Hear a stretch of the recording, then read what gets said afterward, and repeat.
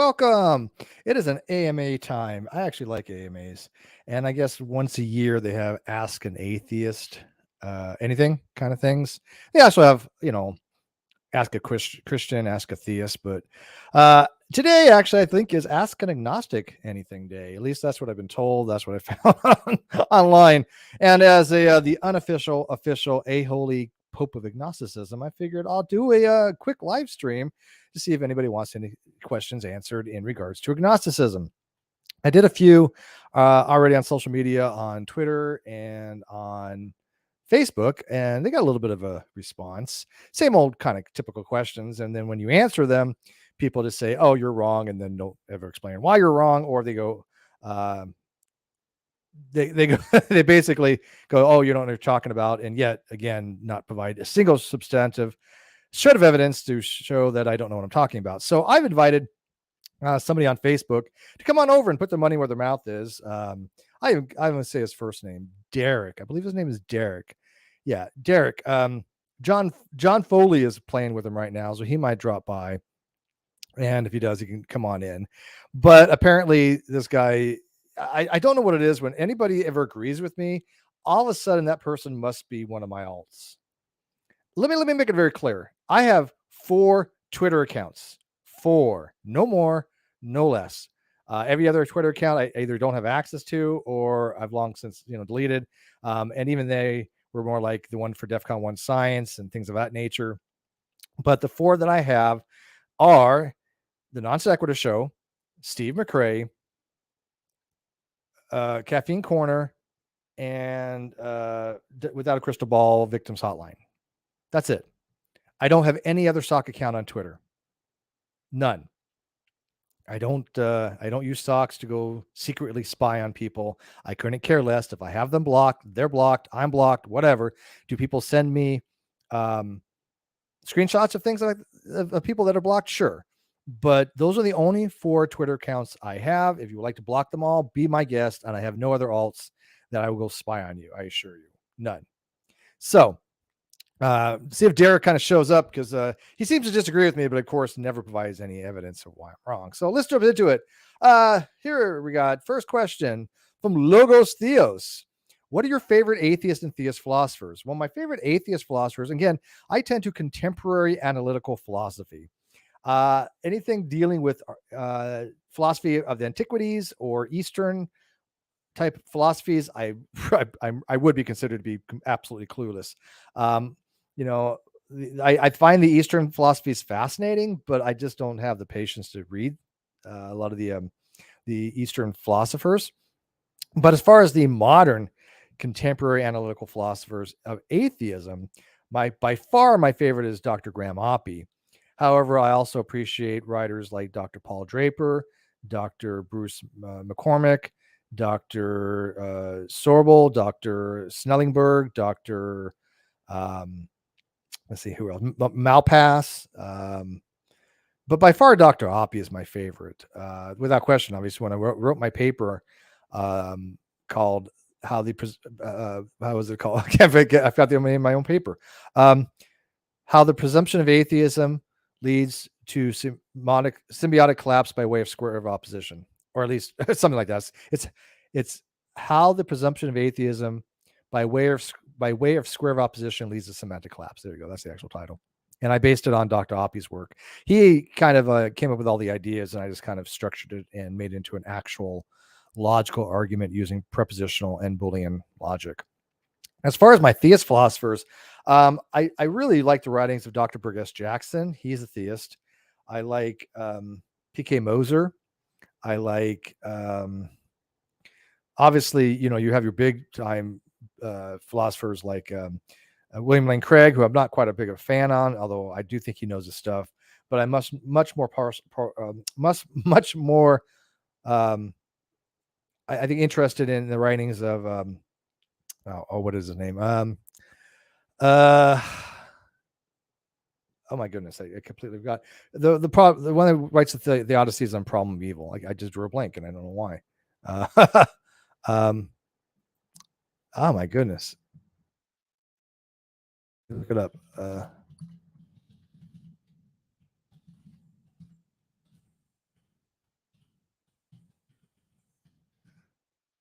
Uh,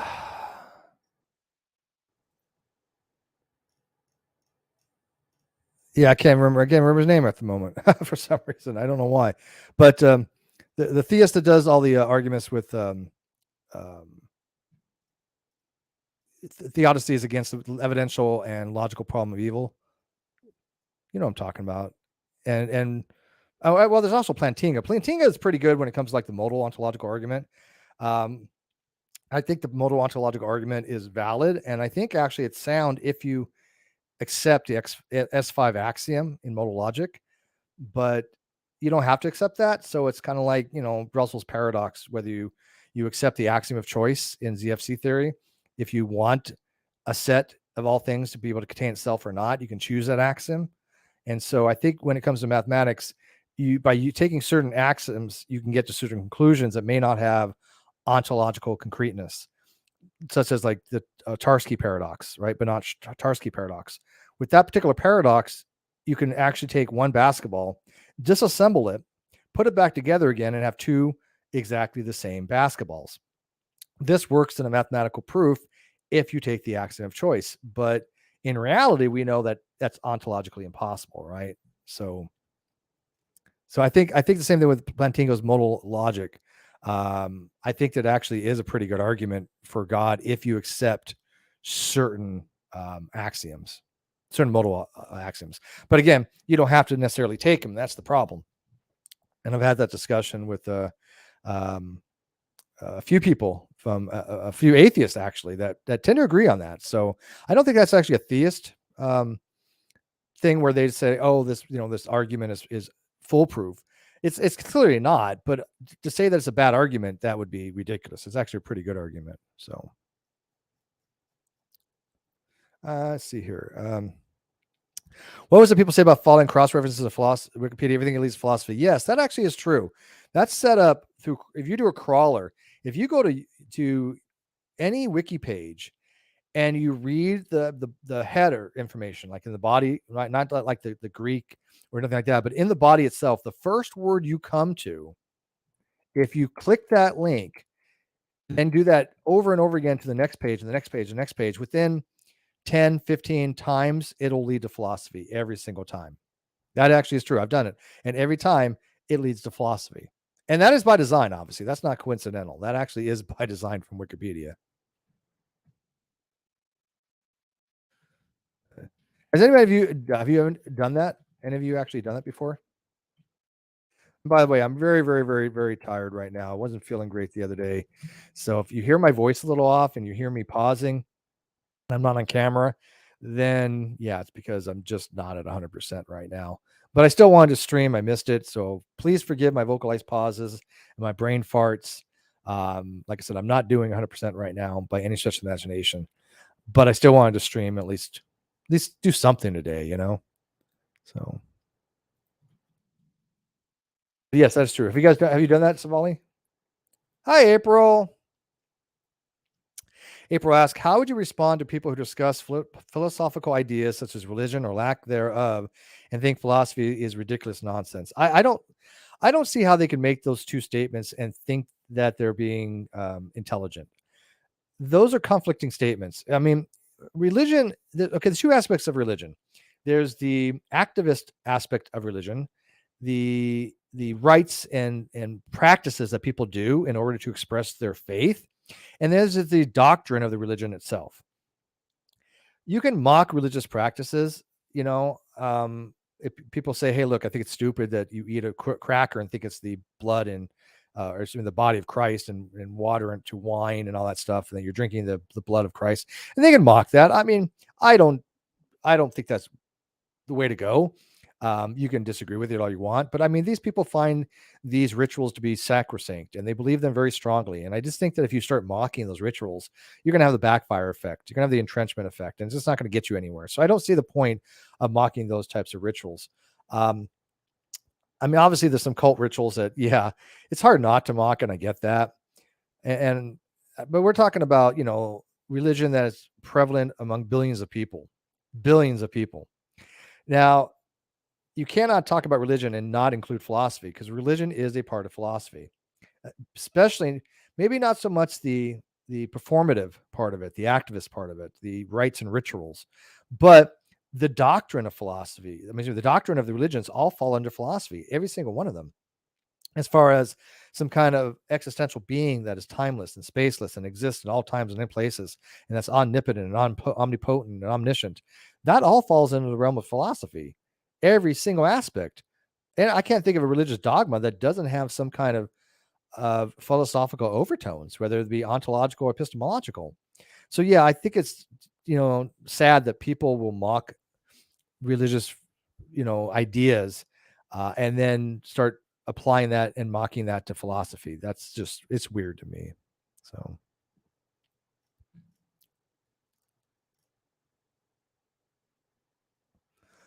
I find it super ironic when atheists refuse to acknowledge philosophy and then point out when theists make logical fallacies. Yeah, but what's funny is I honestly, and I hate saying this, but I find that modern new atheism TM do more fallacious reasoning than theists nowadays. Theists, when they have fallacious arguments, they're pretty bad, right? And they're pretty blatant. Like, look at the trees kind of argument, or if God, if let's see, one I read today. I don't know, if 1 + 1 = 2, then God exists. 1 + 1 = 2, therefore God exists. That kind of nonsense sure is valid, but it's not a good argument by any means, And so those are the type of arguments I think theists make, at least online. Now, the more complicated theist arguments, when you get into the whole modal ontological arguments and the whole cosmological arguments, they're a little more complicated by far, right? But I don't think they're logical fallacies. I think they're just not strong arguments. You can have an argument that's not necessarily logically fallacious, but it's just not a convincing argument, right? But when I see atheists talk about a lot of arguments, I see them make the same old fallacies time and time again. And what's worse is I see that the atheist is the one pointing out more often, at least the new atheists try to point out fallacious reasoning when there is none. I mean, I can give somebody a valid and sound argument in a Facebook group, and I will swear to you that somebody will come along who is almost inevitably going to say that they're an atheist and then they say that's not valid and sound. And I'll ask them what premise is wrong, and they'll say the dumbest things I've ever heard trying to refute that argument. I had one the other day said something that was completely mind-blowingly stupid that I've heard before. Their argument was, your argument starts with if. Let that sink in. Your argument starts with if. Every damn argument in the world starts with if it's done right for a good one. That's how every modus ponens and every modus tollens argument starts out. If this, then that. That's an actual argument. If 1 + 1 = 2, then 2 + 2 = 4. 1 + 1 = 2, therefore 2 + 2 = 4 is a valid and sound argument. But inevitably, somebody will say, you haven't proven premise 1. That's not how you attack an argument. You cannot say you have not proven premise 1, because premises in a structured logical argument are submitted axiomatically. They're submitted without proof. You either accept them or you don't accept them. If you don't accept them, you need to give reasons why, because if not, you have not assailed the argument. If you just say, I don't believe premise 1, okay, that's fine, but that doesn't mean you've assailed the argument. If you say you have not demonstrated premise 1, again, you have not assailed the argument. Those are not defeaters to a argument. You can say, I don't understand it well enough to defeat your argument. That's fine, but that doesn't defeat the argument. But if you start off saying your argument starts with if, then nobody's going to take you seriously. So I see atheists making those mistakes far more often than theists do. So. Logos Theosos asks, is there any such thing as an agnostic atheist or agnostic theist in academic philosophy? There is and there isn't. It's mostly in passing. The only person I've really ever seen write about it was Dr. Draper, and even he admonished atheists to them and said, look, if you really understood this, you wouldn't be using such terms. He said it would give them pause, is his words. So does it exist? Not in any academic textbook that I've ever read, not in any academic course I've ever, read the syllabus or the textbook. I cannot find it anywhere. So would I say that it exists in academic philosophy? only as only as in what they've talked about. For example, they'll say something like, "Oh, some atheists use the term agnostic atheist," but they don't teach it as anything valid or to be used or to be understood properly in any kind of academic structure. So it really depends what you mean. Is there such a thing? Not really. But have they mentioned it because other people use it? Yeah. But if you can find a textbook that uses that term normatively, let me know, and not just descriptively, but normatively. Kawasa says lack theists are getting worse. I don't know if they're getting worse. I think they're always have been like this. They're not getting better. That's for sure. I mean, I do think though we've made a lot of progress in the last couple of years. I think a lot of people know more about these topics, and I've seen them use the same evidence I've used, which I've found for them, and I've seen them use my evidence, and I've seen them use screenshots that I have made, and I've seen them use my arguments. Sometimes they give me credit, sometimes they don't. But I see right now a hell of a lot more people having a better understanding of atheism and agnosticism than they ever did before. So I think there's probably an improvement, but marginal at best, maybe. So. Oh, and by the way, to the other the person who asked me about favorite atheist writers, there are a few others that I probably should I should tell you as well. I do like the writings of Michael Martin, although he was more of a lack theist, but I think he didn't have a strong opinion of it because he condemned the book called A Case Against God by George Smith, who was not a philosopher. But I liked some of his other writings. I also liked some writings by Mackey. I love him. Well, actually, you know what? I think actually one of the best books is J.L. Mackey's book called The Miracle Theism, and talks about arguments pro and con for God. Very good. It's very, very dense. But Mackey was really good at explaining the arguments both for and against God's existence. So I would recommend Mackey. Drange, I've read some Drange that I've liked as well. Theodore Drange. I would stay away from Anthony Flew, that's for sure. But I'm trying to think of the theist writers that I like.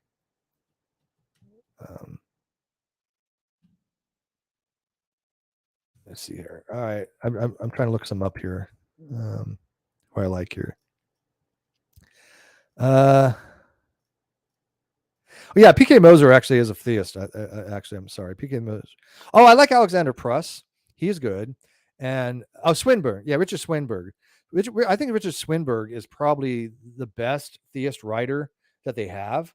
If you're looking for really complex theist arguments, go to Richard Swinburne. Even Oppie finds them challenging. And so if you're some, scrub off the street atheist, who thinks the atheist experience is all atheism is, then yeah, you're not going to be able to even touch Swinburne. It's just not. He wrote the Co-History of Theism. He wrote the Existence of God, Faith and Reason. I haven't read any of them, but I have read excerpts from them. And yes, his writings are extremely deep and profound. You don't think they were this bad 5 years ago? I don't know. I think that a lot of them have given up. I think a lot of them have realized they were looking stupid, but maybe that's just me. I haven't been around them as much as I used to be. So maybe you have your ear to the ground a lot more than I do. It's so funny. I'm on that group, and I just had somebody ask me the same question, like, what's an agnostic? And I'm like, well, I've already answered that before. So, let's see here. I think we're just smarter now. Could be. Atheist agnostic is mentioned in SCP, but not a separate article. Yeah, that's exactly true, and it is exactly what Paul Draper said about it. Agnostic atheism is only mentioned in passing, and actually, I don't think it's I think it's Gnostic atheist that's really mentioned in SCP. He's not even talking about agnostic atheism. He's talking about Gnostic atheism, and even then, these terms, he says, the atheist should think about them and not use them. It should give them pause. And so, yeah, you don't find a separate article of agnostic atheist or Gnostic atheist in SCP or IEP. You do find it in Wikipedia, though. And if you go to the Wikipedia page on these and you go to the talk pages, you can find that there's such bad sourcing from that. And people have pointed out there's no sourcing for any of these entries. They're poorly written. They're not cited. There's no actual sourcing for them. None. Go to the wiki page and look up Agnostic Atheist and go to the talk page. There's no sourcing. In fact, I had asked my friend, Dr. Josh Rasmussen, who is a theist, a very profound writer, very brilliant logician. And I asked him one time if he would help me write the wiki page. And he said when he has time, he may want to do that. I don't know if we'll get to it, but it would be nice because it needs a complete rewrite, you know? I want to test an argument and see what you think. It's based on babies are atheists. Sure. If babies are atheist and all things without knowledge of the proposition of gods exist are atheist. If that is true, then all particles are atheists. Christians are made out of particles. Therefore, all Christians are atheists. That actually is not a unique argument. I've actually seen that argument before, April. And it would be fallacious because it would be the fallacy of composition, that the whole has the same properties of the parts. So it is a fallacious argument, right? Because it is the fallacy of composition. Just because atoms are atheist, which it would be if this was the case, doesn't mean that the Christians themselves are, right? Because they're believing that God exists. So you cannot say that Christians are atheists because what are they comprised of? They're primitives. And so, yeah, that is the fallacious argument. However, you are right, though. If babies are atheists based upon not without being knowledge of the proposition of God, okay, that makes them innocent. It would make them what's called implicit atheist if you go by what Dr. George, oh, no, I'm sorry, he wasn't a doctor. George Smith, he was a writer. He wasn't a doctor, actually. He wasn't even a philosopher. But if you go by implicit atheism, where babies are atheist because they lack knowledge of the proposition of God, then yes, particles would be atheist. That is categorical, by the way. I've had people try to weasel the way out of that because they don't understand the argument. It is categorical and logically necessary that if someone or something is unaware of the proposition of God and they do not believe that God exists, and you want to call that implicit atheism, then all things, not just people, not just something that has the ability to understand the proposition, but all things would be atheists that don't have a belief in God. And this is not based upon epistemic reasoning. This is based upon set theory reasoning. And I've proven it many times. So you cannot violate set theory. You can try to have in that set theory a limited scope and say, in this set, I have a subset of things that are aware, and those are called be explicit atheist in that schema. But you cannot change the superset, because in the superset you have the universal set, and then you have A and A prime, which would be A and not A. And A and not A, if you have the conjunction of those, or the A and not A, that's going to be the universal set. Or it's also going to be the law of negation. A or not A would be always true. So something is either true or it's not true. That's always true. That's called the law of negation. But in set theory, in the universal set, you have A and not A. So if something's in the set A, it is not in the set of not A. And if something is in the set of not A, it's not in the set of A. All things in the universe fall in A or not A if A is a superset.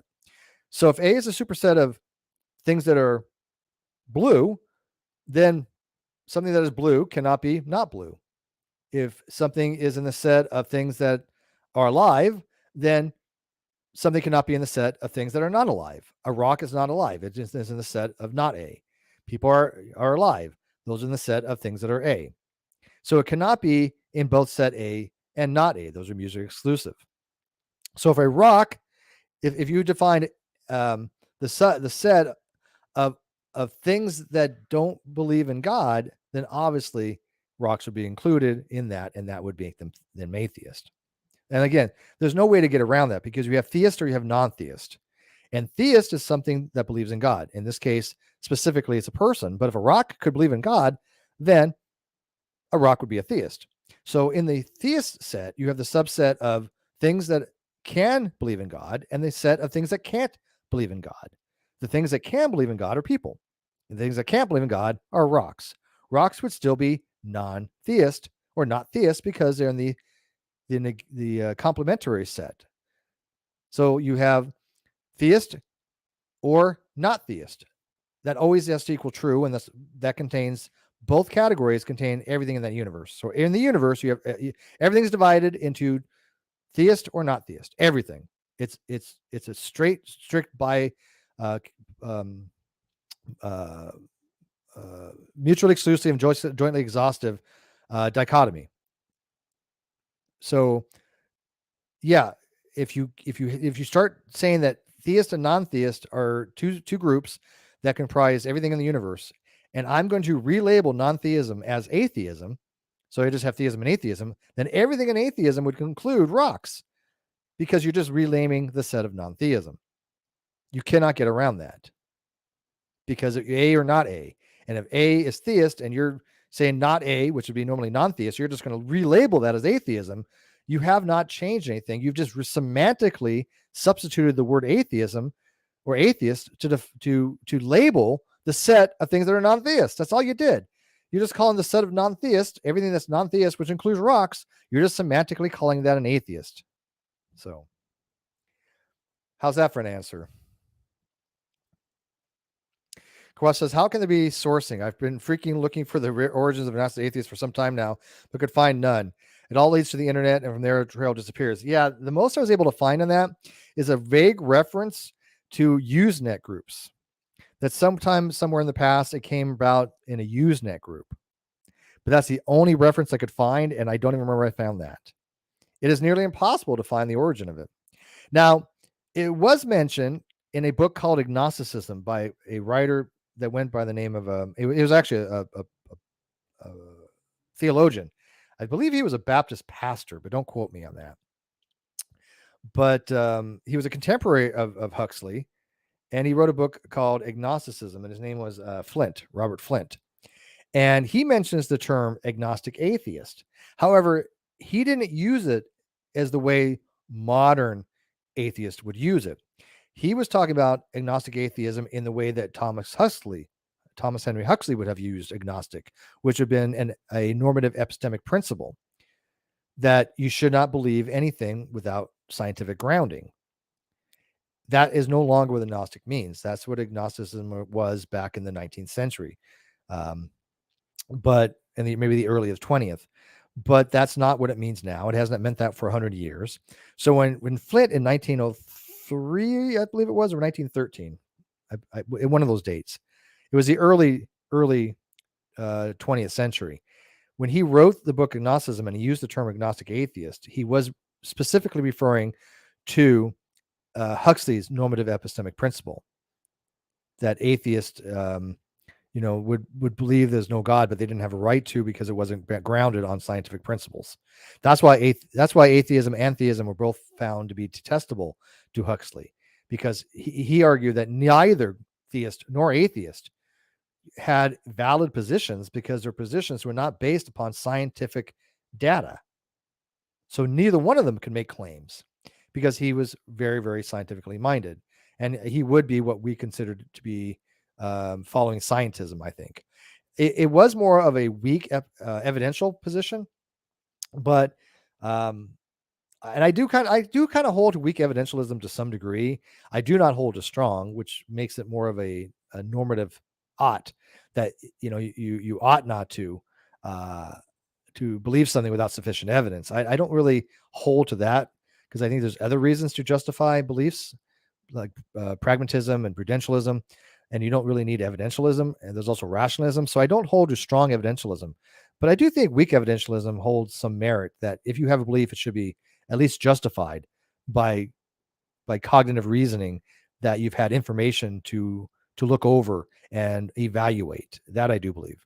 But Huxley's view was that evidence, that data, needed to be scientifically grounded, and I think that's not correct. That was probably the way it was in the late 19th to early 20th century, because they were having a science revolution in those days, right? So I can understand why Huxley had his position, but nowadays it would be considered to be more scientism. So It would be used. It'd be used to point out exactly how fallacious the argument is. Well, yeah, the argument like you had is fallacious, obviously, because again, just because you have the properties of the primitives doesn't mean you have the property of the construct. So the argument is fallacious because it's a fallacy of composition, and the opposite of that would be the fallacy of division. Just because a composition has certain properties doesn't mean that the individual members of that composition have those properties. Hi, Chemo. Oh yeah. Hi, James. How are you, James? Haven't forgotten about you, James. Just been really busy. A lot of stuff going on in real life. Very, very busy, and especially yesterday, just was not 100%. I'm getting over it today, though. Was it 1903? Yeah, if you recall. Yeah, I think I'm not. I can look it up, but I think agnosticism was written in 1903 as well. All right, well, better ask a question here, man. Come on, James, ask a question.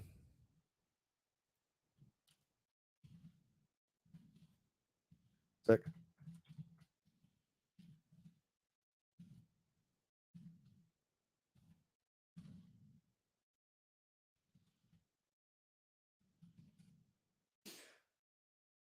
James is going to ask a question. I need to be on topic, James. Don't be pulling this, this nonsense stuff.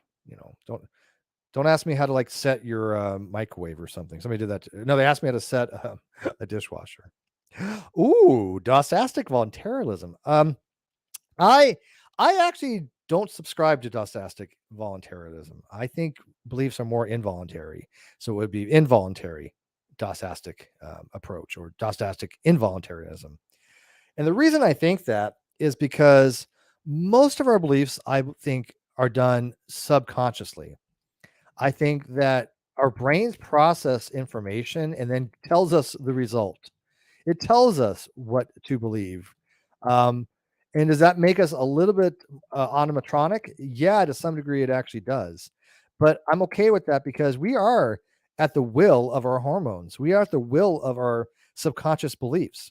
These things affect us. This is why I denounce free will, at least libertarian free will. There is no way I think we can exist with that. We are not influenced by external factors. And so I believe that these external factors would change given circumstantial changes and even might be somewhat randomized. I've used the argument before, James, that if you subscribe to libertarian free will, that argues that you can make free choices that are independent of any external forces. And so let's say that James, I'm going to use James as an example here. Let's say James makes decision X at some point at time T. And in the future, we able to time travel. We go back in time to time T, and James has the same exact situation, the same exact choice to be made.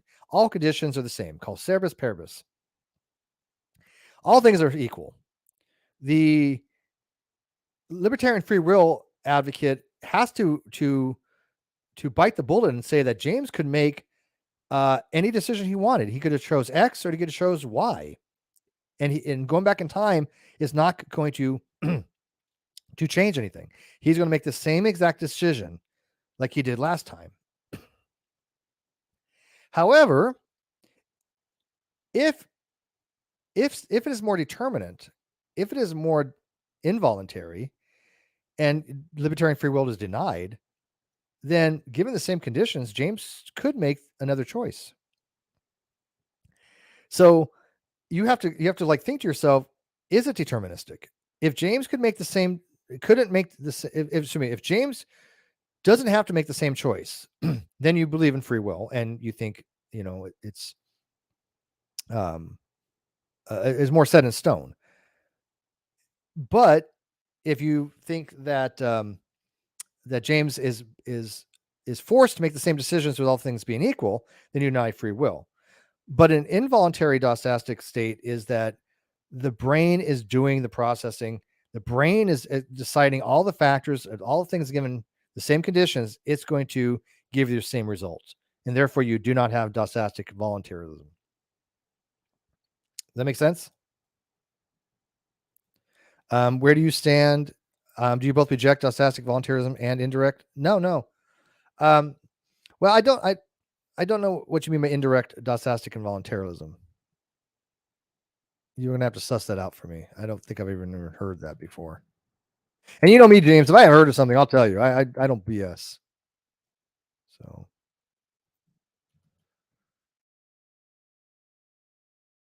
I don't know what indirect would mean, because Dustastic and voluntarism just is going to be basically, again, that you have influence on your choices.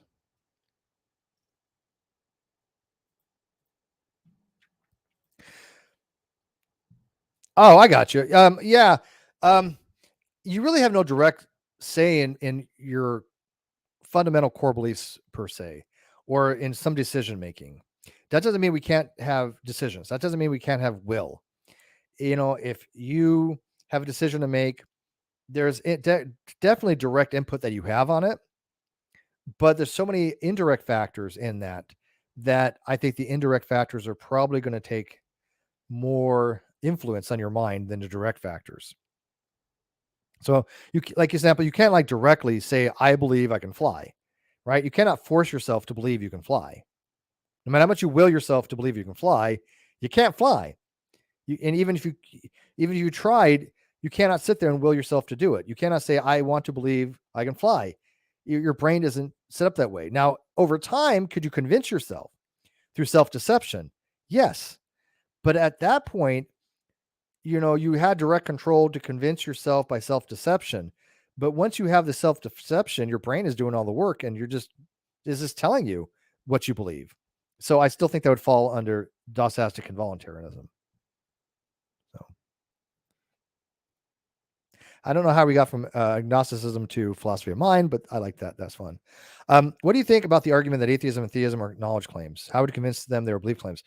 Well, the first question I asked somebody who say that is why? Why would you think they're knowledge claims? They're not claim. We don't claim knowledge on anything.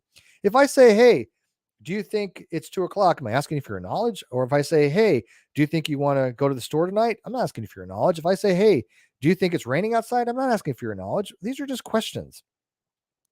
Propositions, we have Dustastic dispositions toward them, and they're all belief. There's belief positions. If I say, what is your stance on X equals X? I'm not asking you if you know it, but you should, but I'm just asking if you believe it. If I say, what's your stance on, conservatives versus Democrats? I'm asking your beliefs. If I ask you about a proposition, I'm just asking you what your belief is. Do you think it is the case, or do you not think it's the case? That's it. These are nothing to be certainty. You have certainty with.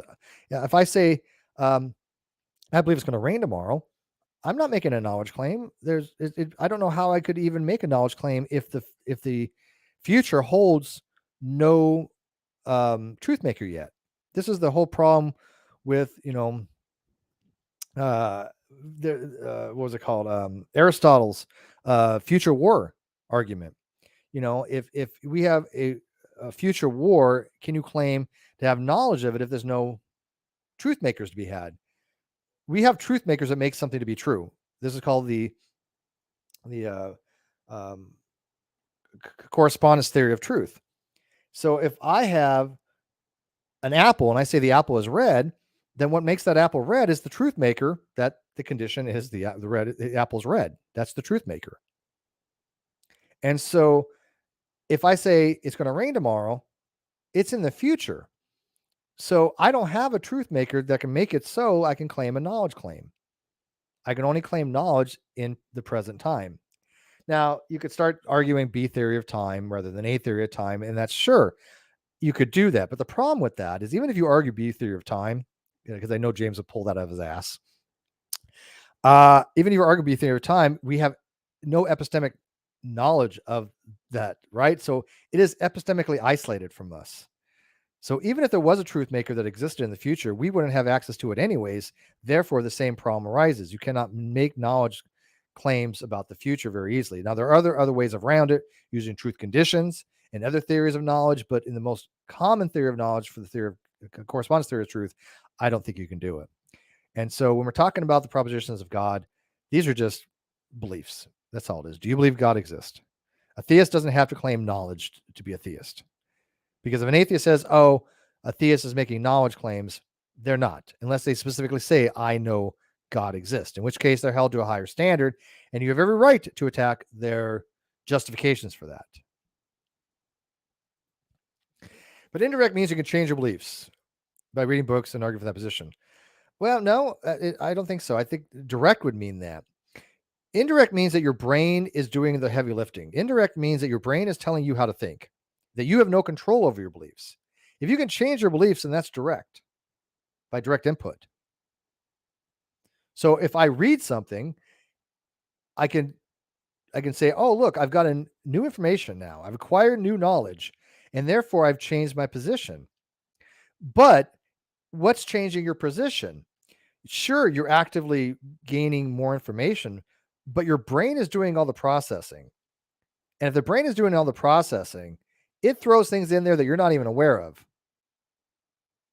And because of that, it influences your beliefs. Your subconscious influences your beliefs, and we don't have access to all that information. The brain is the most complicated thing on the planet by far, and we'll probably never fully understand it. And so I think that the brain doing all this heavy lifting just tells us what we believe. And yes, it does make us a little bit more deterministic than I would like. I bite the bullet on that. But since I subscribe to soft compatibilism, it doesn't really change anything. It just means we're heavily influenced. And I think that's absolutely true. I think our beliefs are heavily influenced by our hormones, by our environment, by our social interactions, by what we read. And I think this is obviously the case.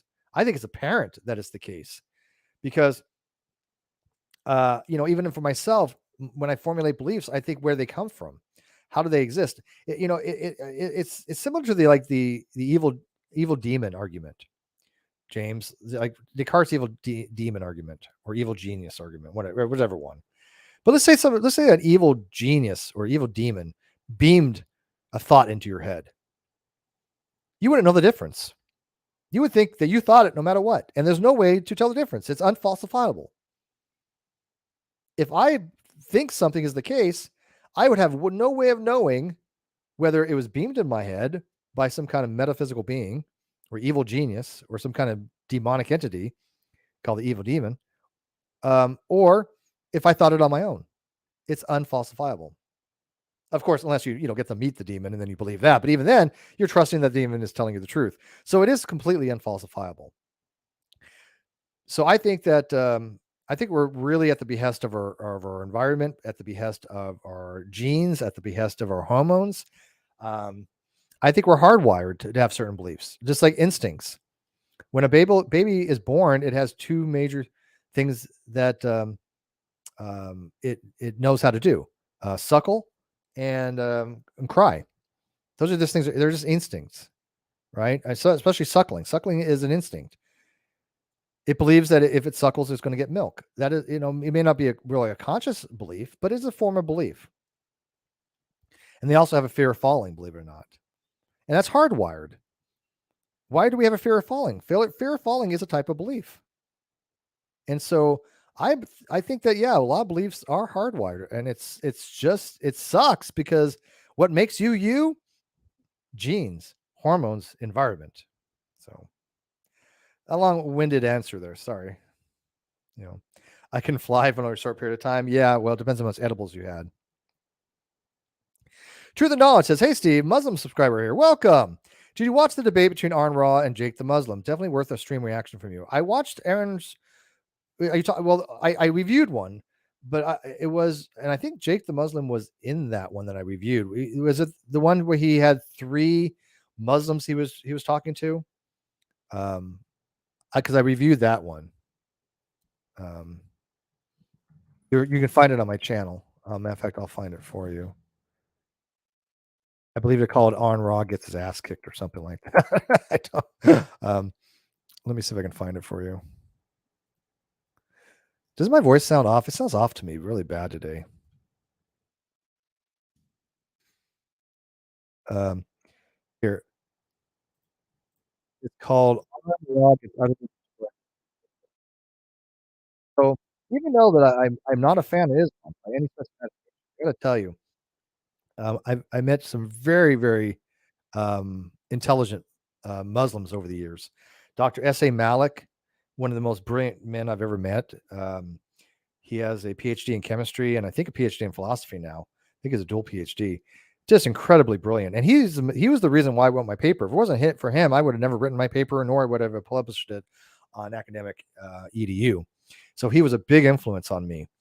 And I have a lot of respect for the intellectual Muslim philosophers. I don't really like the street philosophers, the Muslims you see on Speaker's Corner. I find them to be sophistic. I find them to be rhetorical. I find them to be fallacious. But the more advanced Muslim people that do arguments, they are really hard to fight against. And so I know James have had a lot of Muslim and atheist arguments. I don't really watch them, unfortunately. Not that I don't watch James's channel. It's just I don't have interest in them. But if I remember correctly, I think Jake the Muslim was in this particular video. Can you look for me when you get a chance and let me know? But it got a lot of reviews, and let me know what you thought of it. Okay, Truth and Knowledge, I appreciate it. We cannot even claim knowledge that the future will arrive, let alone reign. Yeah, and that's actually a problem of induction, right? That's part of Hume's problem of induction, and the problem of the fact that we assume certain things like the uniformity of nature. And this is why people like Darth Dawkins butcher those terms. They just throw them out there. The uniform of nature, problem of induction. And unfortunately, when he argues against an atheist, he's actually usually right when it comes to those particular subjects. And it sucks because you watch these debates and discussions with people like Darth Dawkins, who's a complete idiot. And he makes a fool of the atheist because the atheist doesn't understand what the hell he's talking about. And they just throw out some lame ass retort, which is stupid. But you're absolutely right. We can't even claim knowledge that the future will arrive because that would be the problem of induction. How do you justify that? Because you're using induction to justify induction. You're saying that the past will be like the future, or the future will be like the past, which uses induction. So, I'm hot. That's what it is, James. Isn't necessarily a belief to suckle. It's not a belief to breathe or cough, but babies do that true. Are instinct beliefs. I disagree. I think they are beliefs. They're not active. They're not what's called on-current beliefs, but they're dispensational beliefs. They're subconscious beliefs. They're just not active. But if a baby didn't believe that it was going to get milk when it suckled, it wouldn't do it. Right? It's instinct. Now, again, I'm going on a limb here to call it a belief, but if you really look into the literature that I've looked into when it comes to belief formation starts in infancy. It starts in the womb. And so it's not an active belief, but I am okay with calling it a belief. Other people may disagree with that because it's not an active belief, but subconsciously somewhere that baby's thinking something's going to happen if it suckles, or, I mean, if you want to claim it's completely an anatomic act, I don't think so, because I mean, maybe again, it's out of my area. But I'm willing to say instincts or beliefs, but I'm not going to die on that hill. $10 from Sarah. Damn. Thank you, Sarah. I haven't had super chat a month. I have not streamed much this month, and I apologize. There's been a lot going on. A lot. Like, this has probably been the most busiest week I've had in 2 years. And I've been out of the house a lot. And so, as you know, I had to go to Palm Springs Courthouse, which is a massive trip. It's 2 hours up there, 2 hours back, and about 2 hours in between, waiting for buses, and obviously had to get lunch. And so I've been at the courthouse a lot, which I'll get into another video when I do a Q&A on that to update people. But yeah, it's been really busy. Probably why I'm not 100%. It wore me out. That's a long trip and I've done it a few times now to get my restraining order against somebody. But Sarah, thank you for that. Like I said, I haven't made any money this month off YouTube, but you know what? I kind of like accept that fact. I'm not a big YouTuber any longer. If you want a big YouTuber, go see James. I just do this because I enjoy it. I don't do it for the money, although it helps and I appreciate it. It buys my alcohol and my edibles and food. That's what I spend it on. So thank you, Sarah. She says, while some beliefs might have a basis in instinctual responses, they often involve higher order thinking and can be modified or changed based upon new information or experiences. Yes, that's called belief revisionism. Yes, and that's what's called executive decision-making abilities. Babies do not have executive decision-making abilities. They learned that. They don't have those higher order thinking. But I do think it starts as instinctual responses. So I absolutely agree with you there, Sarah. Truth and Knowledge says, no, it's a new one from Modern Day Debate. Arn Ra versus Jake. Oh, same guy. Okay. Okay, it was epic. So let me ask you, who won? I don't really like watching the Islam ones because I know nothing about Islam. I can tell you right now, I know absolutely F all about Islam. I'm not a fan of Arn, but Arn knows way more about Islam than I could ever hope to. Even if I started studying Islam right now, I can never know as much as Arn does. That's an area he is really proficient at. So I'm sure he did a really good job against Jake. But who do you think won? And James, I know you tend to be unbiased, but who do you think you won now that the thing's over? Jake and Aaron debated last Saturday on Super Philosophy on Abstract. Was it something I'd be interested in doing a review on, James? And if I did do a review on it, would you promote it on your channel? Because like I said, I have no promotion. I have hardly any videos this month. I'm going to try to. Oh, you're not there anymore? You're not doing Modern Day Debate? Oh, you turned it over to somebody? Let me guess, because you're working on that PhD of yours.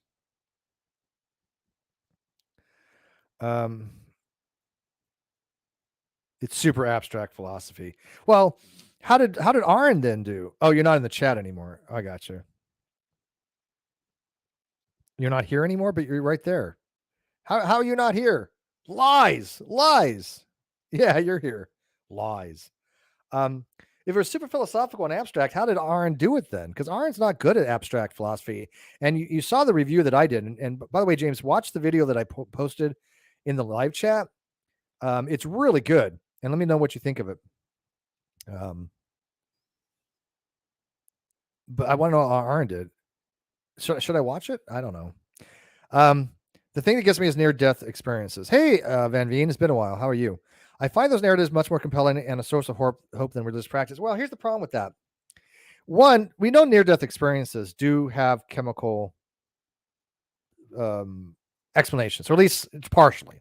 We know that certain things happen near death chemically. We know that the ion channels open. We know that chemicals are released. But the thing is that if there's a supernatural, if there's something beyond, why does it wait to have somebody have near death and then they have to come back to tell us about it? Who set that system up? Who allowed for that? Right? I mean, it seems like a hole in the system where they can say, hey, look, you don't know anything about the afterlife until you're dead, but we're going to give you a glimpse by near-death experiences. That has to be intentional if that was the case. But again, you have to ask yourself, why would you want there to be an afterlife? And that's a legit question. What value is there to an afterlife? Because one, if there's an afterlife and you live forever, you're going to get bored.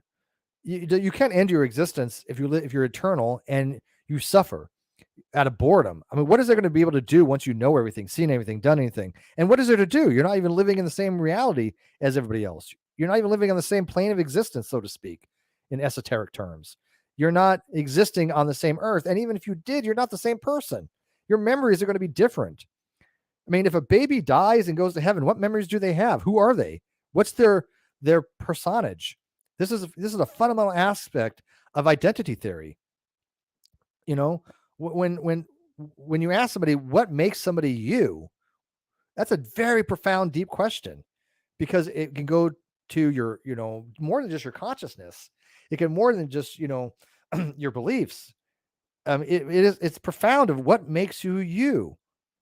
Science fiction has for, since time began, when people writing science fiction have asked themselves that question about time machines. What makes you? If you go back in time, is it you? Is it somebody else? Other people you're interacting with, is it they? They're the same person. Or if you have a transporter accident, are you the same person? What is the identity that makes you? And so after you die, what is you? What memories do you have? And if you lived forever, think about this. If you lived forever, eternally as a physical being, physical beings have a finite mind. At least we do now. We have a finite physical brain. I think everybody agrees upon that. The finite physical brain clearly can only hold a certain amount of information. I think everybody would agree that a finite brain can only hold a finite amount of information. It doesn't make any sense to say a finite system can hold an infinite amount of information, right? It's just a contradiction. If let's say we live forever as we are now, eventually old memories have to make way for new memories. Eventually something has to be rewritten over. Like a RAM chip. It has to be rewritten over. Once you start losing your memories, you kind of stop being you. People with Alzheimer's disease stop being them. When my dad was passing, he didn't have Alzheimer's, but he did have cognitive diminished cognitive abilities. The last 6 months of his life, he wasn't himself. He wasn't the father that I knew. I mean, not necessarily in a bad way. There were certain things that seemed off, in his behaviors. But overall, it just didn't seem like the same person. He fundamentally changed. We also know that damage to the brain can cause personality shifts. It can cause us liking certain other things. I mean, you can get an injury and all of a sudden be better at learning the piano, or like chocolate ice cream or vanilla ice cream. These are physical things that affected your mind. This is where the physical substrate affected the mental states. And this is the extreme problem of hard consciousness. And I don't think anybody's resolved the problem of hard consciousness, of how the material affects the immaterial, how the material physical brain affects the mind, and vice versa. There's really no reason why they have interaction between them. And so I definitely think that if we live forever as who we are now, we're going to have memories leave us, and we're just going to be, getting older and losing our history and forgetting who we were and becoming fundamentally different people. And I don't think I want that. I don't want to forget my history. I don't want to forget my upbringing. It scares me. It scares me that people can lose their mind like that and forget even, who their loved ones are. Alzheimer's is a very, debilitating disease, horrifyingly debilitating. And unfortunately, I have a dear friend whose mother is going through that right now. And I've talked to them about it pretty much every other day for about a year. And so I can see the problems that this person has to deal with. And it's harsh. So you've got to ask yourself, though, why would you want to live forever? In what reality? Doing what? To serve a God all, for eternity? That doesn't sound like a worthwhile existence to me. So, yeah, some people think the entities are brain going nuts. And I don't know if it's right or wrong. I think that, I don't believe in an afterlife, but I do believe, the possibility exists, but I want to know what it means. And I think that there is an afterlife. I think everybody on their planet and history has gotten it wrong. I don't think anybody has a clue what it is. I think they're fundamentally flawed from the beginning. I think they're just fractally wrong, and that nobody has any knowledge of what the afterlife is about. I don't know. I don't know what I don't know what that one is. Is that James's? Because I can find it.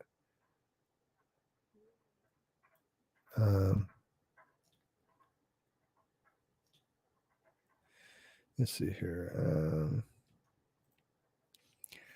Saw your post review on Aaron and the Muslims are spot on. Thank you, Truth and Knowledge. And it's funny because I had educated atheists and educated theists both like that review. Both thought I did a spot on job.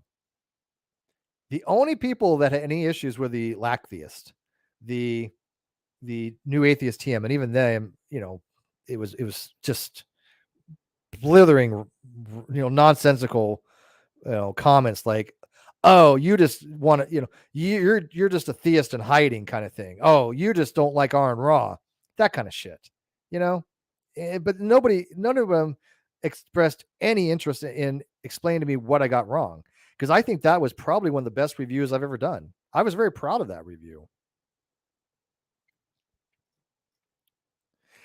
Yeah, Sarah's a soy guzzler, 100%. Sarah, a person might develop a fear of water after a near drowning incident, even though they didn't previously have that fear. Yeah, and that's a physical something that happened to them physically that changed the thought process, right? It changed your mind. But let's say I have more of a physical injury. let's say I have a physical injury to the brain, and all of a sudden I really start liking things that I never liked before. Let me think of a food I don't like. I'm not a big menudo fan. I like the broth, but I just don't like the tripe. I'm just not a fan of it. I like something similar that uses pork called pozole. I love pozole. I usually get pozole every Saturday. That's what your super chat's going to go to next Saturday. Probably, I'm going to buy some pozole because I usually do get it pretty much every other week, or maybe even every week, except for last week. But all of a sudden, if I got a brain injury, and let's say I hated pozole, then I suddenly liked menudo. That's something that physically happened to me that changed my brain state, and I had no conscious control over that. It forced me to like something I never liked before, and that's scary that our brain can react like that. That we can be forced to believe something and like something we didn't like before. Debate your mom. Chemo says, I've never considered an instinct as dispositional or on current belief, but I think I can stretch to it. Yeah. Well, think about that though. We don't think about our beliefs all the time. We would go mad, right? We have not an infinite number of beliefs, but we have countless number of beliefs.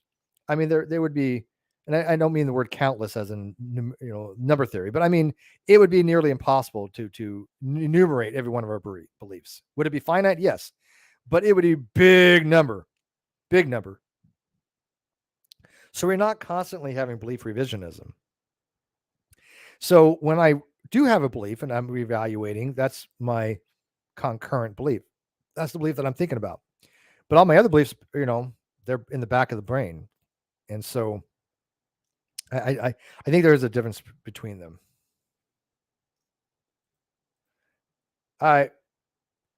James is not here anymore, but he's still talking.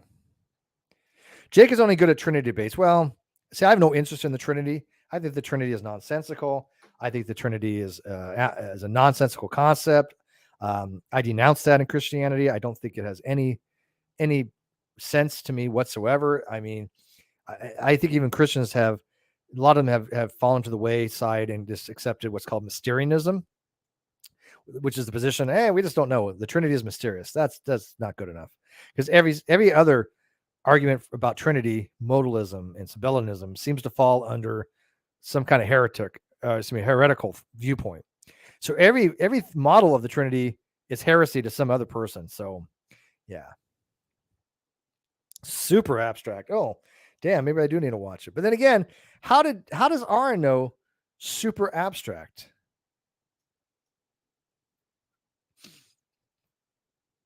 Here is not like Schrodinger's cat. Yeah, somebody let me know what was so super abstract about it. Jake the Muslim definitely won. Doesn't surprise me. Aaron couldn't understand the argument. Doesn't surprise me. Jake used an argument from Necessary Truths. It was very convincing. Aaron did terrible. Yeah, and when I see the Muslims talk about Necessary Truths, they run good arguments. They do, but that doesn't mean they're unassailable. I've explained in the video when Aaron went against three Muslims why their argument is not convincing to me. It's not that it's a bad argument. It doesn't mean it's convincing. And they still have a long ways to go to get to their God. But there is a good argument to be had of necessary truths that a necessary being must exist. I know Alexander Pruss and James Rasmussen both agree that there must be a necessary being. I'm not convinced of that. However, I'm not against it. I think it's quite possible that there's a necessary being that must exist. But I haven't been convinced of it yet. I'm agnostic on it, but I'm not against it. Aaron doesn't understand what necessary truths are, though. He doesn't understand that a necessary being must exist. But what would it mean ontologically to must exist? Now, some theists have argued, and I don't know if Jake argues with this, but some theists have argued idealism, that if it must be the case that necessary truths must exist in all times and places, there must be a mind to apprehend them that makes them true in all times and all places. I don't think that follows. I don't think you have to have a mind for the necessary truth to exist. But that goes into the complexities of possible world semantics, whether a possible world that can exist of nothing. of absolute nothing. No truths, no falsities, no relationships, nothing. No actuality, no potentiality, nothing.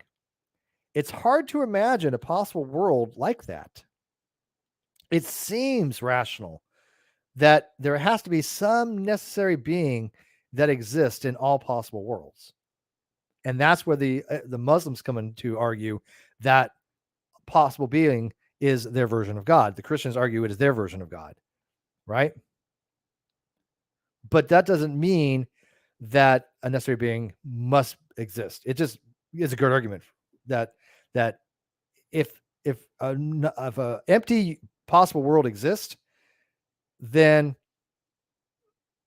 you can argue necessary beings don't exist. But if there is no such thing as a empty possible world, it seems to be the case that a possible being, a necessary being exists. Hey, Dustmeister88. Wow, man, there's a voice from the past. How are you, my friend? Dustmeister has been around my channel for a decade now. I think he was in my, if I'm not mistaken, he was around my first stream. I hope everything's doing well for you. Truth and knowledge. Arn literally said that 2 + 2 is 4 is not necessary truth. What? Stop. Wait, stop. Hang on. I've been lounging here in my chair. I'm off camera in my comfy robe. I'm sitting up for this. Arn literally said that 2 + 2 equals 4 is not a necessary truth, and that it's possible that 2 + 2 might equal 5 according to mathematics he's talked to. Oh, bullshit. Bullshit. No mathematician has ever said that. Nobody's told him that. And I think he misunderstood what they said if he did. Okay, so what I think may have happened is this. In real analysis, dealing with real numbers, 2 + 2 = 4 is a necessary truth. In some other field that is created where you're going to have different forms of mathematics, then 2 + 2 can equal anything as once. If you have a field where you only have 4 elements, 1, 2, 3, 4, then you can have a situation where 1 + 4 = 2 because you only have 4 elements in that field. I don't know what it exactly would be. Like 1 + 1 = 2, 1 + 3 = 4, and then 4 + 1 = 1 or something like that. It's just a field, right? So you can define new fields. Even in ring theory, the 0th ring is defined by 1 = 0. But you're not talking about 1 as a number and 0 as a number. You're talking about the additive identity plus the multiplicative equals the multiplicative identity. They're the same thing in the 0th ring. And I don't know much about ring theory, so don't ask me about advanced mathematics. But I do know that in ring theory, you can have the 0 element ring where the additive identity equals the multiplicative identity. Therefore, you have 0 = 1. That's mathematically fine, but that's in a different theory and branch of mathematics. So in the real analysis, 2 + 2 = 4 is absolutely a necessary truth. So the problem is I don't think he understands math very well. And the mathematicians that explained something to him like that, where 2 + 2 = 5, didn't explain to him well enough where he understood it, because we're not talking about real analytics or real analysis. Does that make sense, truth and knowledge? Let me know if that makes sense to you. It should. You seem like a smart guy. Hey, Ava Santanas. Hail Satan. How are you, knocker? Kimo says, like Billy Crystal said in The Princess Bride, they're all dead and mostly dead. Yeah. Let's see here. Oh, Sarah, you hate yourself from yesterday. You hate yourself every party you've gone out to. Thesis keeps that old boat afloat, it seems. Yeah. Well, the ship of thesis is actually, it actually goes to the right heart of what it means to have identity, right? I mean, if the ship of thesis is identified, then it's just a name. And the only way around that is just to say the identity is your name. At that point, the ship of thesis isn't one component. And even if you change every component on there, you're still the object that the individual parts comprised of is named thesis. Then that's what the ship of Theseus is. So the ship of Theseus is the same object throughout time. Its identity is the same. It's just comprised of different things. And it sucks because it seems like it'd be a very different ship, and in essentiality, it is. But it's the name that carries over. Same thing happens with a band. Let's say you have a band like Van Halen, where every member has changed over, and it's no longer the original members. John Haggard has taken over from David Lee Roth. Obviously, what's his name? God dang it, Eddie Van Halen. He passed away. But if you have 4 new members and they call themselves Van Halen, it's the name that is carried over, but it's a completely different band. It's not the same band. But for licensing and royalties and everything else, it's the same. So really, the identity goes into a more of a rigid designator of Kripke's descriptions. If I had to throw that out there, I could be completely wrong on that, but that's kind of how I view it. But yeah, because we're not the same person, even though our cells change over every 7 years, and our consciousness changes. We're the same person because of our identity as a whole, and we're going to name that Steve. In my case, if you were offered $10 million, but you would lose all your memories? No, because you'd be dead. If you hadn't had no memories, you wouldn't know even how to breathe. You wouldn't know how to do anything. You would be, and even if you accepted your premise where you still have autonomic functions like breathing, you'd just be a vegetable. So no. That happens a lot of our lives. I bet if you recall a shared experience with another person, both of you remember different parts, but our brains blur out details. It seems unimportant to save space. I think so too. I think we have a filtering system. It's weird. I remember specific images from history in my personal history. For example, just random things. I don't know why it was that specific screenshot that my mind paid more attention to, because I could barely tell you anything about my high school. I know about 3 or 4 images I remember, but other than that, I don't remember F all for it.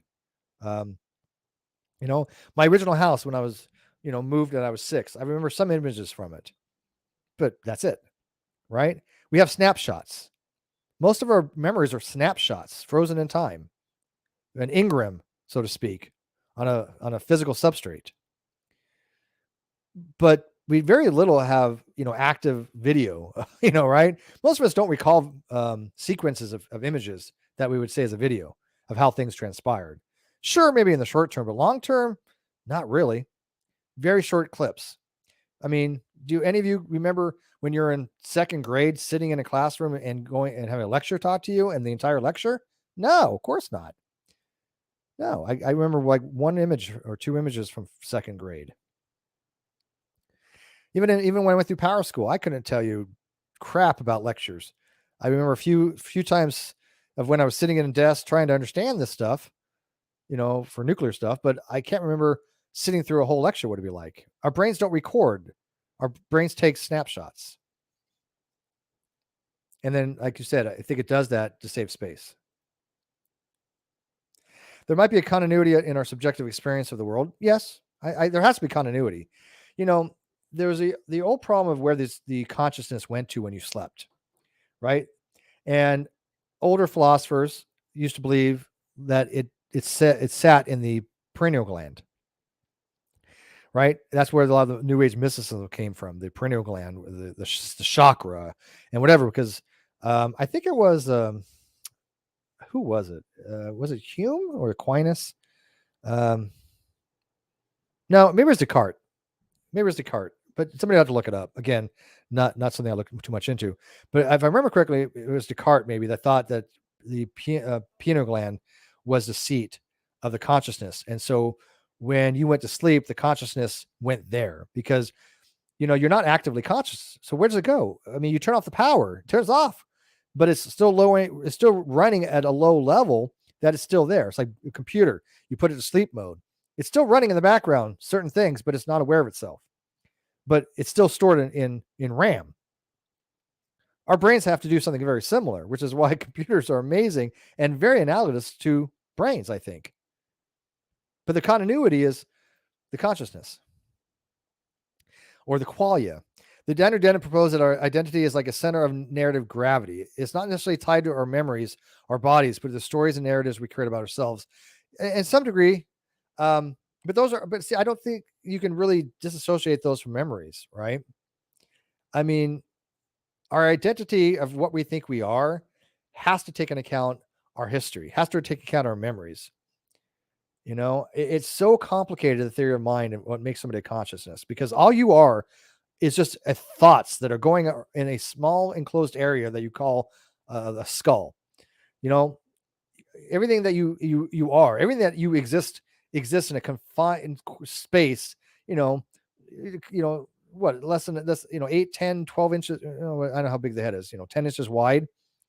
You know, everything about you exists in there. You cannot escape that. You cannot leave your mind. You can't be transferred somewhere. You can't float around disembodied. The brain is reliant. The mind is reliant upon the brain. It's supervened, they call it, on the brain. The brain can exist without the mind, but the mind cannot exist without the brain. And I believe that. I believe in what's called non-reductive physicalism, but it's also called source physicalism. And source physicalism is where you have the physical substrate first, and then the mind comes from that, and things come from that, emergent wise. It's not dualism. It's not property. It's not property dualism, but it's called source dualism. So I'm not a dualist. I don't think that there's different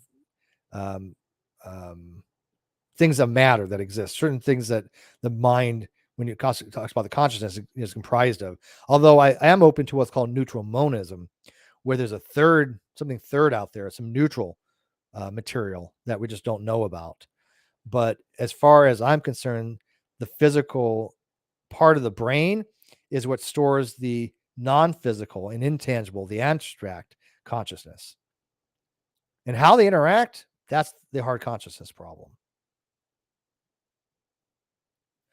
What do you think of Jay Dreyer's transcendental argument? I haven't talked to Jay in 8 years. I've heard bits and pieces of his transcendental argument. I know, like I said, Dawkins runs some kind of idealistic transcendental argument that a mind must exist in order to have all necessary truths always be necessary. But I think it begs the question, because if you need a necessary God, which you can posit, then that necessary God has to be in the mind of another necessary God, ad infinitum, in some kind of, infinite regression, if God is your necessary truth.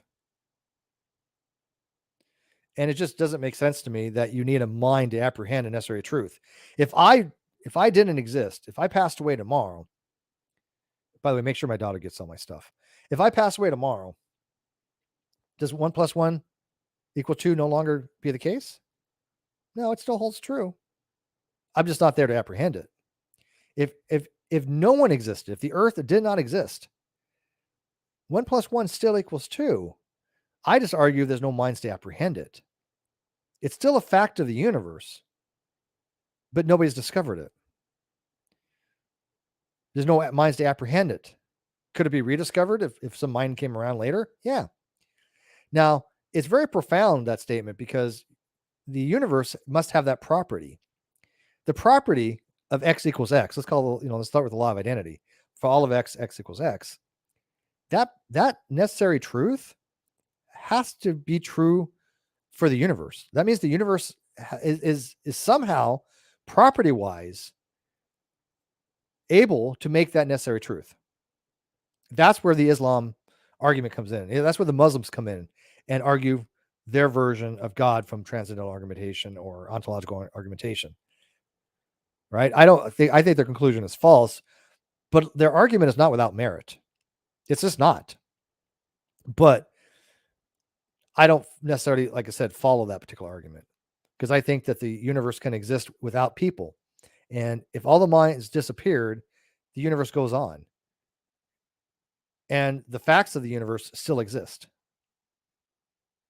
Now, again, somebody could argue, well, that universe, for those facts to exist, has to come from somewhere. And that might be true. But where it came from, I don't know. It does make sense to say it's from a mind. But then again, that mind has to have necessary truths as well. It doesn't seem to really resolve anything. It doesn't solve your problem. It doesn't get you anywhere. It just posits more complexities.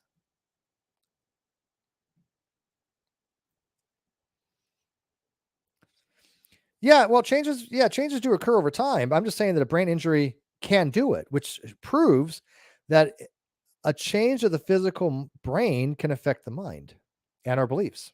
We are beholden to whatever our brain tells us we believe. And it sucks. If something happened in our mind, if we had an aneurysm or something changed us physically, right? And that change told our mind that we liked vanilla over chocolate. We would have no way to know that. We would have no way to change that. All we would understand is that for some reason we like chocolate now rather than vanilla. We're like, hey, yeah, you know what? I like chocolate now better. I don't. I like vanilla, but doesn't mean I don't like chocolate. I just prefer vanilla, French vanilla specifically. But if I had a physical brain injury and all of a sudden I woke up tomorrow and go, man, you know what? I really got a craving for chocolate. And man, this chocolate is way better than vanilla. And it was caused by an aneurysm. I would have no way of knowing. We are literally at the behest of whatever our physical brain tells us. And we are way off top from agnosticism here. No such thing as potentiality, just the world we live in. Oh, I disagree. Obviously, the potentiality exists. Potential energy is potentiality. The ability to actualize something is potentiality. So potentiality definitely exists. But let's say we had a universe of nothing. We have no idea what something from nothing would even be. You cannot say something can't come from nothing. We can't say that with any kind of real force, because how would we know? We've never experimented on nothing. We don't know if nothing can even exist. But if true nothing existed, there would be no actuality. There would be no potentiality. It would be anything could happen or nothing could happen. We have no idea. It just seems weird what it'd be like for nothing to exist. Now, we can apprehend it for individualities. If we pass away, we cease to exist. We are nothing any longer. We are before we were even born. But apply that to the universe. What would it be like to have a universe comprised of absolute nothing? And I'm not talking just devoid of matter, right? I'm not talking about a universe devoid of the Higgs field or devoid of any other field, right? I'm not talking about anything fields or energy or mass. All energy is condensed matter, but fields are something unique in science. This is where particles come from, is the various fields that make them exist in oscillation or by oscillations. But if these fields didn't exist, if matter didn't exist, if absolutely nothing existed, right? That doesn't mean the universe wouldn't have properties. It still would have certain properties. We don't know what those properties would be, though. We don't know if those properties would it have the potential to have any kind of thing happen, any kind of actuality? Would the properties be it has a limited size? Let's say look at a hole, and we're way off topic, but since you guys are actually paying attention, this is pretty cool. Holes are considered to be ontologically parasitic. What that means is that they cannot exist unless they're in something, right?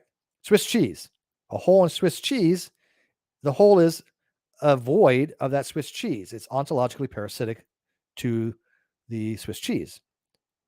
So you can say, well, yeah, but the hole still is comprised of air and things of that nature. Yes. But the hole itself, which you can measure, what we call a hole, is empty as far as the substrate. But imagine the universe, which is the substrate, what nothing would be in it. Imagine if I just had a hole of nothing. A black hole is still something. Black hole is not nothing. A black hole is still mass. But imagine a hole that is literally nothing in the universe. What would that even mean? It wouldn't be like a black hole. It would have no gravity. It'd just be a straight warping of space-time that we would see space-time warping, but we would never see the interior of it. Even if it's nothing, what would be the properties it had on the boundary conditions between the nothing and the universe? Would it warp light? Would it do nothing? Would it be able to see it? It would be weird. And again, there's something called reification fallacy. And the reification fallacy is talking about abstract concepts as if they're real. And you have to be careful of that, because when you're talking about wholes, you don't want to have the reification fallacy. We're talking about it as an abstraction, even though you can measure it. I can measure a hole. I can say how deep it is, how wide it is, but the hole itself is an object, but it's comprised of nothing. It doesn't really exist. It's the negative space of something. But again, what would a hole of nothing appear to us as? If it appeared to us in some way, it has certain properties, which means it's not nothing. So there's a solid argument to be made that the universe must always exist, that there always must be something. And that's where religious people come in and they say that something is God.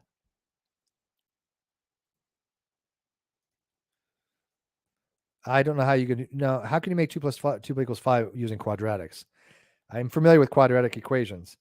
2 + 2 still doesn't equal 5. If you get if you're working on a problem and you get some kind of nonsensical answer, then it's not a solution to the system. So in quadratics, you can get a solution that is nonsensical. That is true, but you just throw that one out. And it would have an imaginary number, right? When you have a nonsensical imaginary number, and you have one that has a real number with non-imaginary components, you take the real aspect of it, because you can't have imaginary numbers in the real world, but you can have an analog of them.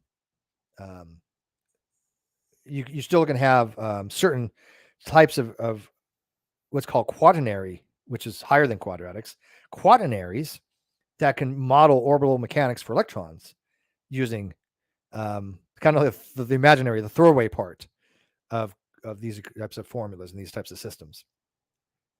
But the analog, and people might not know this, but I imagine the analog of imaginary numbers to be rotation around an x-axis in real space. That's the analog to me. And if you look at Euler's identity and Euler's theorems, that seems to be the case, right? E to the I pi equals -1, which is derived from e to the I pi equals cosine x minus I sine x. And yeah, I did that off the top of my head. If you look at that, those are all rotationals. And so I think that imaginary numbers do have a real world analog component, but you still can't have imaginary numbers in the real world, right? So 2 + 2 always equals 4. Quadratics methods would not change that. That is true. Yeah. I'm not saying you can true, but you can do it. Well, but you wouldn't be dealing with the reals any longer. Again, if you make up your own mathematics, you can make anything you want. And there's nothing wrong with that. They're called constructivism or constructive maths. There's mathematicians that do that all the time. But in real analysis, 2 + 2 will always equal 4, and that is a necessary truth. Aren't saying 2 + 2 equals 4 is not a necessary truth. He's wrong.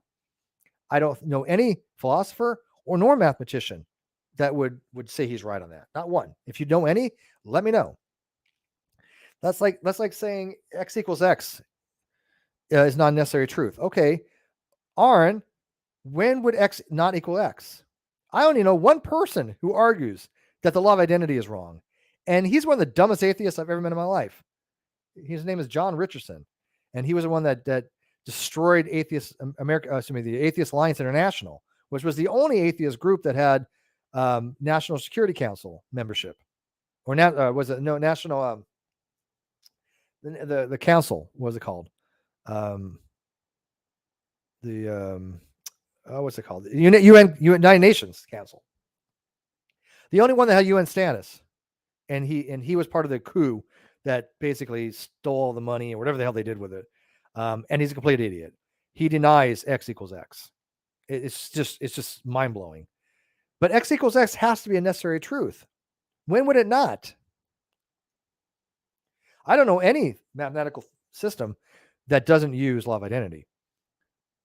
They can remove other necessary truths like law of excluded middle or law of non-contradiction.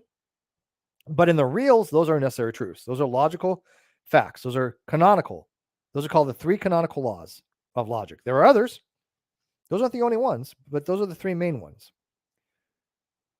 And so if you want to have a system of logic that does not use the law of exclude emittable or law of non-contradiction, they're called truth gaps and truth gluts, you absolutely can make a system like that. Paraconsistent logic does that. Paraconsistent logic or allows for dialtheism, which is the ability to have contradictions without principle of explosion. So you don't have to have those necessary truths. But in classical logic, they are necessary truths. And that's what we go by. Classical logic, we go by real mathematics.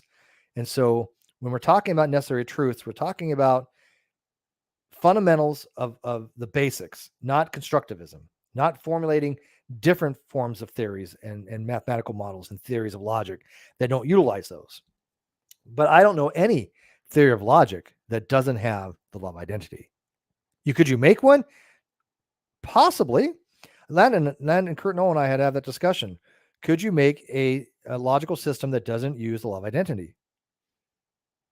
If you can, let me know. I don't see how, and I'm not going to claim you can't though. But if you did, it would be very useless. So could you make a useless one? Sure. Would it be Turing complete? No. Would it have any utility? No.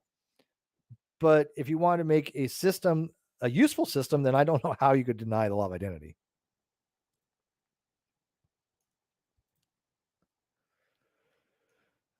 I'm just going through these. I'm running out of time here. There's a difference between episodic memories, yes, and broader story narratives. We construct from those. Yes, that's true. And many of our memories are false. Matter of fact, I would say that vast majority of our memories are false.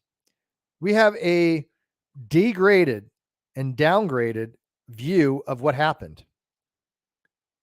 Every single memory we have has lower fidelity than what the original event was.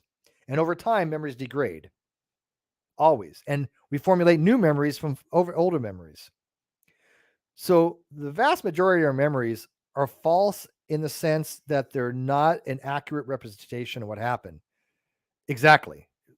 Representation.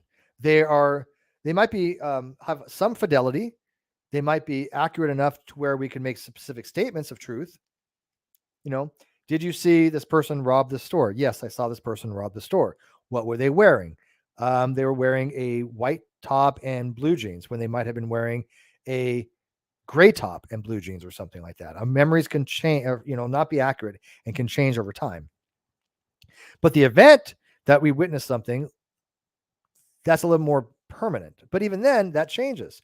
I had events happen to me that I've had to wonder, did it actually happen to me or was it a dream? I'm sure you've all had that. I have had literally thinking to myself experiences where I go, wait a minute, what happened to me? I remember I remember something happened to me, but was that something that actually did happen to me? Or is that something that happened to me in a dream? That's scary that you can't remember if it's something that actually did happen or something in a dream, because you remember the memory, but you don't remember where the memory came from, reality or from sleep, experience. Descartes' views concerning the pineal gland were a bit askew only because there's errors in anatomy. That's true too. And also, got to remember, Descartes was a diehard God believer, right? Descartes was a dualist. Descartes was a property dualist. Descartes dualism. So he believed that the mind and the body, completely separate entities, comprising of completely separate things.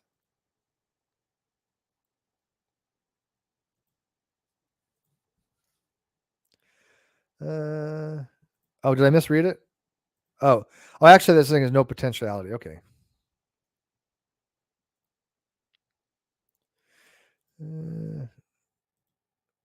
Whoa. Okay. This video just changed. Okay. Sarah, first of all, you're married, you're a lesbian, and you're a tease, but I love you to death. And yes, Stupid Heart Energy, I'm just gonna tell you guys, she's hot. Yo QM is, yes, weird. And she's smart. She's smart as shit. I'm not gonna look through these, but okay. But obviously I'm not even gonna go through this, but we know there's an error, right? Whenever you start doing math wrong, you get math errors, right? Yeah, and it's always because of division by zero, almost always. Whenever you start dividing by zero, you start getting math errors, Yeah, you divide both sides by 5 minus 5, you divide them by 0, clearly.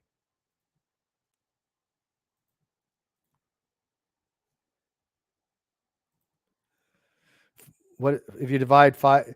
If you divide both sides by 5 minus 5, you're divided by 0. 5 minus 5 is 0. Fail. Yeah, you're divided by 0. It's undefined in mathematics. It's, but there is, there are some workarounds with that. Hospital's rule, you can divide by 0 by using limits. And also, division by 0 is considered to be what's called complex infinity in the complex plane. So you can have division by 0 in the complex plane. You just can't have it in the reals. Pair-consistent logics are one thing, but pair-consistent mathematics are a bridge for me. Well, it's complicated, true, but I mean, you really just think about it. It's just saying there's certain states where you can have conflicting positions. You can have contradictions without principle of explosion, where you can prove anything. And we do see this epistemically sometimes. There's a situation called cognitive dissonance, where we have conflicting beliefs. We believe things that are conflicting, that are contradictions. That would be a pair consistent.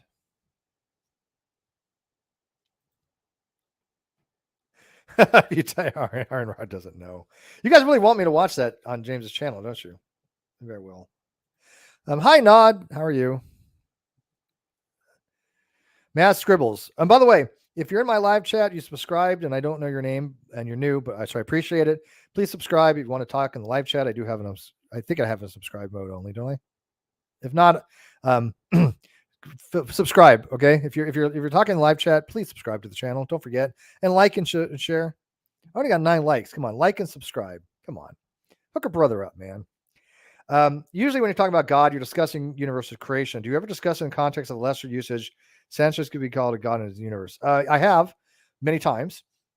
There's different types of versions of God, right? This theistic personalism, where you have this great to merge that's sustaining the universe, and that if he didn't exist, the universe wouldn't exist. You have pantheism, where the universe is God. You have pandeism, where there's some God existed and it died and created the universe. So I think when I talk about God, I really am talking about creation of the universe, the God that is the foundation for all things, including reality and all possible worlds. So that's the God that I'm talking about. Lesser word uses the words, doesn't really interest me. G-Man used to argue a pencil could be a God. Okay, that's useless. That's equivocation. That's not how I'm using the word God. And if you want to call a pencil of God, then you would have to tell me the properties of the pencil that's a God and the pencil that's not a God. What's different about them? Which G-Man obviously would never be able to do and never has.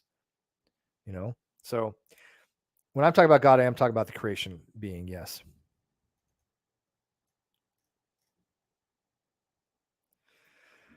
All right. Anyways, I am going to wrap this up. This has gone on far too long, 98 minutes. So, but I want to thank you for joining me on this Ask an Agnostic Anything. If you have any questions, please leave a comment. I hope we got some utility out of it. It diverged into philosophy, which is okay. But you know what? I had fun. So I appreciate it. Got some new names in there I haven't seen before. Nod, Matt Scribbles. I've seen Truth and Knowledge before. But I appreciate it. Like I said, like, subscribe, and feel free to ask me questions in the comment section. And if you know any theist or any atheist that have some questions, send them over, man. I'm happy to talk to them. And I'll probably be doing another show tomorrow morning. It's the weekend, and I haven't streamed for a while, but I'm going to be doing it. If I do one tomorrow, I may do it on non sequitur, but I think I'm going to be doing one on First Amendment liberties, and some things that have been going on with that in the media a few weeks ago. I'm a little late to the game, but I'm going to try to do that. Maybe I can get somebody to join me, like James Freeman. Might be interested in it. I don't know if I'm going to do it on non sequitur of this channel, though. I was going to have Chris Attlee join me, but he's really busy, and I might just do a part 1 and then a part 2 with Chris Attlee. So I'm going to go have a drink too. I think I'm going to go have a drink tonight. Stupid Horror Energy, probably with your $10. I may go out tonight. If not, I might just have a nice drink here and just call it a night and play Cyberpunk tonight. So I appreciate it. You guys are awesome. Sarah, I love you. April, I love you. James, Kimomaki, I love you. You guys are just great, and I appreciate you guys coming to my AMA, and I'll see you guys tomorrow. Good night.